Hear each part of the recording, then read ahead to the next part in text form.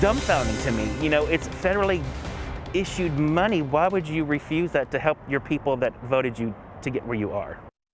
Tonight, the unemployed are challenging the governor. They say his reasoning for taking away unemployment doesn't help their situation at all. Call for Action problem solver Caresse Jackman spoke with two men who say even though there are over 250,000 job openings, the solution is not a fix. It really isn't, in their eyes at least. And just to give you an idea of how many of our neighbors are losing federal benefits in July, News 4 Investigates found nearly 14,000 people are getting federal benefits right here in Davidson County. In Rutherford, that number is over 3,600. In Williamson, it's more than 1,400. And close to that same number in Wilson, too. 1,430. The men we spoke with say they relied on this to get by, and the types of jobs out there right now won't help them make a living. Like so many in music, Janvo's career in music is pretty quiet these days. The main thing that the pandemic has done is prohibited us from being able to tour.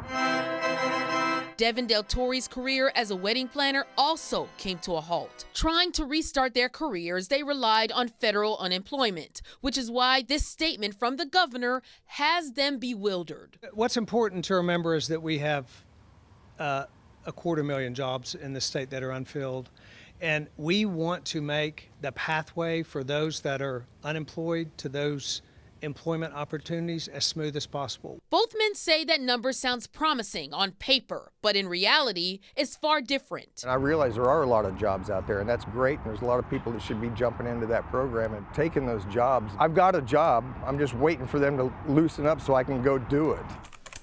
News 4 Investigates looked at what jobs are open in Davidson County and the average wage. Last month, the highest number of job openings were for healthcare practitioners and tech, paying more than $71,000. We found over 1,500 openings in food preparation, with $34,000. Both men wouldn't qualify for the healthcare jobs and can't pay their bills on the lower wages.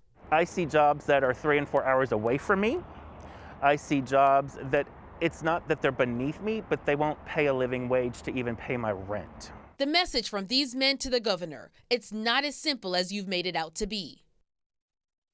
And you just heard it from Del Torre. What's the harm in people getting this federal money? Now, we took that question to the governor's office. They responded by giving us a quote we've seen before in Governor Lee's press release last week, saying they're focused on meaningful employment and moving on from short-term federal fixes. Now, we want to bring these types of questions to the governor, and we're asking him for that. Of course, we'll keep you updated when we hear back. Lauren?